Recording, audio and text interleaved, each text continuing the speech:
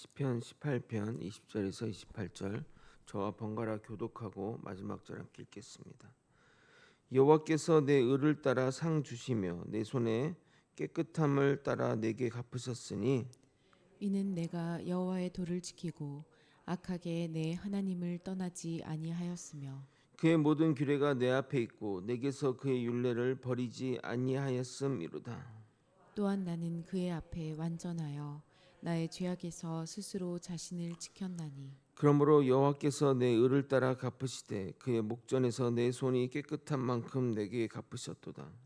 자비로운 자에게는 주의 자비로우심을 나타내시며 완전한 자에게는 주의 완전하심을 보이시며 깨끗한 자에게는 주의 깨끗하심을 보이시며 사악한 자에게는 주의 거스르심을 보이시리니 주께서 공고한 백성은 구원하시고 교만한 눈은 낮추시리이다. 함께 읽겠습니다. 주께서 주께서 나의 나의 등불을 등불을 켜시며 켜시며 여호와 내 여호와 내 하나님이 하나님이 내 내 흑암을 흑암을 밝히시리이다. 밝히시리이다. 아멘. 아멘. 지난 설교를 정리하고 오늘 본문을 나아가도록 하겠습니다. 다윗은 고난 가운데 하나님께 부르짖었고 하나님은 신의 산 강림을 연상시키는 권능의 모습으로 역사에 개입하셔서 그의 기도에 응답하셨습니다. 이는 하나님께서 멀리 계신 분이 아니라 자기 백성을 구원하시기 위해 친히 역사하시는 분임을 보여주십니다. 또한 다윗은 자신이 하나님을 붙든 것이 아니라 하나님께서 먼저 손을 내밀어 자신을 붙드시고 강한 원수에게서 건져줬음을 고백하며 성도의 구원이 전적으로 하나님의 은혜와 주권에 달려 있음을 선포합니다. 하나님께서 다윗을 구원하신 이유도 그의 공로나 자격 때문이 아니라 언약 안에서 그를 기뻐하셨기 때문이며 이 은혜는 예수 그리스도 안에서 완전하게 성취될 것입니다. 하나님은 독생자 예수 그리스도를 이 땅에 보내셔서 십자가와 부활로 죄와 사망의 권세를 깨뜨리시고 우리를 영원한 구원의 자리로 인도하셨습니다. 그러므로 시편 18편은 다윗 개인의 구원 이야기를 넘어 우리를 위해 친히 오신 예수 그리스도의 구원을 예표하는 말씀이며 오늘도 하나님은 자기 백성을 버리지 않으시고 끝까지 붙드시며 영원한 하나님 나라로 인도한다는 소망을 우리에게 확증해 주고 있습니다. 이어진 오늘 본문은 의인을 위한 하나님의 구원의 확실성을 묘사하고 있습니다. 본문에서 다윗이 자신이 의롭게 산 부분을 강조하니 하나님이 기뻐하셔서 자신을 구원하셨다는 앞선 표현과 상충되는 부분이 있는데 궁극적으로 다윗이 말하고자 하는 바는 자신이 하나님 앞에서 올바르게 살 수 있었던 것은 하나님의 은혜임을 고백하고 있습니다. 죄수들이 아무리 감옥에서 선행을 베풀고 대단한 일을 할지라도 감옥에서 나올 수 없는 것처럼 본질상 죄인이 인간이 아무리 선행을 할지라도 하나님께 공로를 요구할 수 없는 것과 마찬가지인 것입니다. 오늘도 우리를 구원으로 이끄시는 하나님의 은혜를 깊이 묵상하는 시간이 되길 예수 그리스도 이름으로 소원합니다. 사람들 가운데 이런 의문을 가진 사람이 있을 겁니다. 왜 똑같이 예수를 믿는데 어떤 사람들은 복을 받고 어떤 사람은 그렇지 않을까? 오늘 본문을 읽으면 더욱 그런 생각이 듭니다. 다윗은 이렇게 고백합니다. 20절입니다. 여호와께서 내 의를 따라 상 주시며 내 손의 깨끗함을 따라 내게 갚으셨으니. 이 말씀만 떼어놓고 보면 다윗은 죄가 없었고 착해서 구원받았다라고 읽혀집니다. 그러나 우리는 다윗이 어떤 사람인지 너무나 잘 알고 있습니다. 그는 남의 아내인 밧세바를 위력으로 강간했고 그 죄를 숨기기 위해 남편 우리아를 사주하여 죽인 사람입니다. 위기 때마다 거짓말을 했고 주를 의지하지 않고 두려워 도망도 다녔습니다. 그는 자신의 과거를 잊어버린 것일까요? 아니면 그 정도의 죄는 하나님이 눈감아 주신다고 생각하는 것일까요? 도대체 왜 다윗은 이런 고백을 할 수 있었던 것일까요? 그 내용을 살펴보도록 하겠습니다. 우리가 명심해야 할 것은 다윗은 자신의 공로를 말하는 것이 아닙니다. 시편에서 의인은 죄가 없는 사람이 아니라 하나님을 의지하는 사람입니다. 악인은 하나님을 떠난 사람이고 의인은 하나님께 돌아온 사람입니다. 창세기 15장을 보게 되면 아브라함은 무엇을 했기에 의롭다 하심을 받았겠습니까? 율법을 잘 지켰습니까? 아닙니다. 이렇다 할 선행도 없습니다. 단지 하나님의 말씀에 대한 믿음 때문에 그는 의롭다 하고 칭함을 받은 것입니다. 다윗 역시 마찬가지입니다. 그가 완전해서가 아니라 언약 안에 있기 때문에 의인이라고 불리는 겁니다. 그런데 23절을 읽으면 또 의문이 듭니다. 다윗은 하나님 앞에 완전하다고 고백하기 때문입니다. 23절을 여러분이 한번 읽어보도록 하겠습니다. 시작. 또한 나는 그의 앞에 완전하여 나의 죄악에서 스스로 자신을 지켰나니. 여기서 완전하다의 히브리어 타맘은 죄가 없다는 말이 아니라 흠없는 재물처럼 마음이 둘로 나뉘지 않았다는 것을 의미합니다. 비록 넘어져도 끝까지 하나님께 돌아오는 사람을 말하는 것입니다. 사울과 다윗의 차이가 여기에 있었습니다. 둘 다 죄를 지었으나 사울은 변명했고 다윗은 회개했습니다.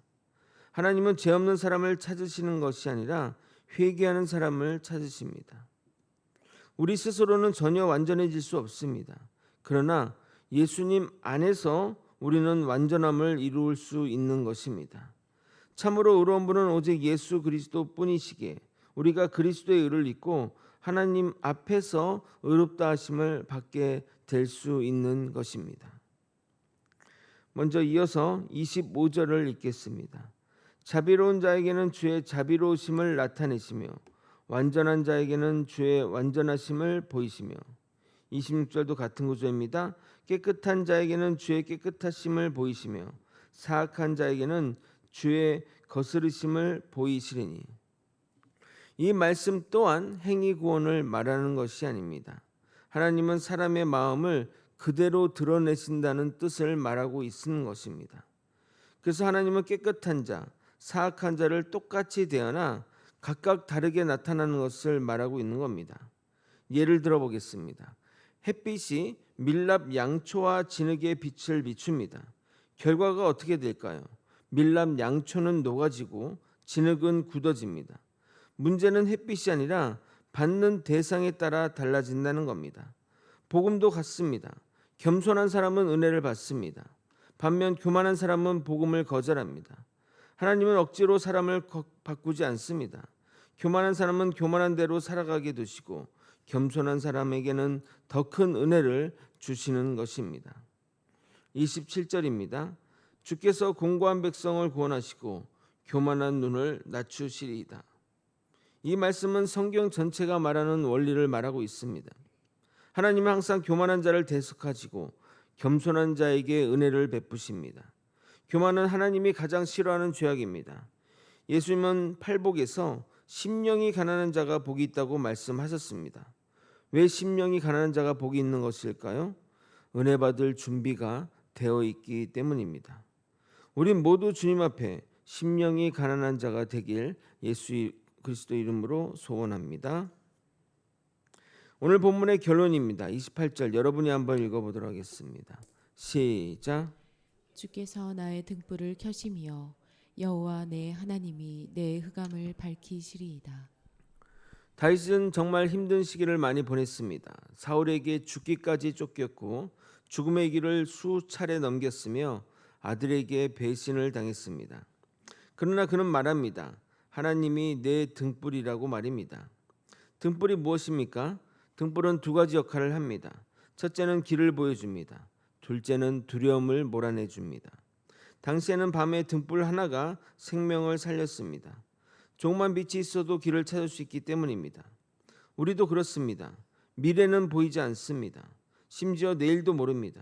그러나 하나님은 우리의 인생이 어떻게 될지 보여주시지 않으시지만 우리가 걸어갈 한 걸음 한 걸음을 비추어 주십니다. 그래서 믿음은 모든 것을 보며 나아가는 것이 아니라 비춰주시는 대로 순종하는 것입니다.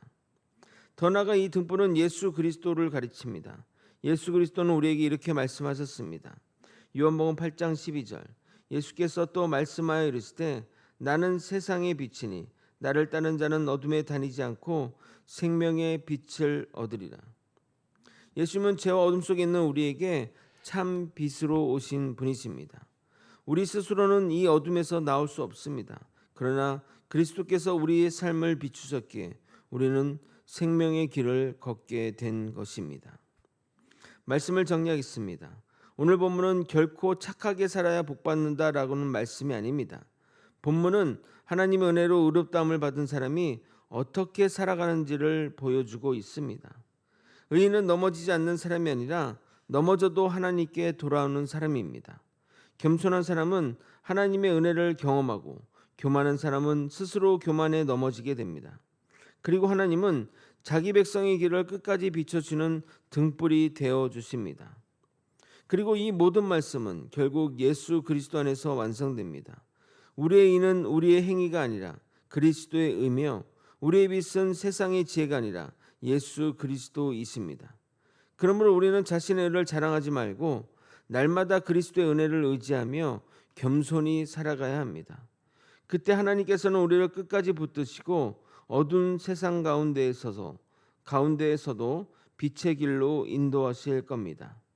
언제나 주께 나아가 빛 가운데 거하는 저와 여러분이 되시기를 예수 그리스도 이름으로 축원드립니다. 기도하겠습니다. 하나님 아버지, 언제나 하나님께 나아가 주의 빛된 길로 나아가도록 이끌어 주시옵소서. 아버지여, 우리가 어찌 의인이라 할 수 있겠습니까? 그러나 예수 그리스도의 공로에 힘입어 의인이 되었사오니 아버지, 우리가 의인의 삶으로 살아갈 수 있도록 인도하여 주시옵소서. 주님을 닮아 주님의 삶으로 살아가는 것은 믿는 자의 당연한 모습인 것입니다. 우리의 삶 가운데 정결함을 보이게 하시며 하나님 따라 믿음으로 살아갈 수 있도록 도와주시옵소서.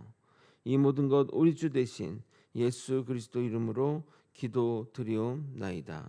아멘. 주기도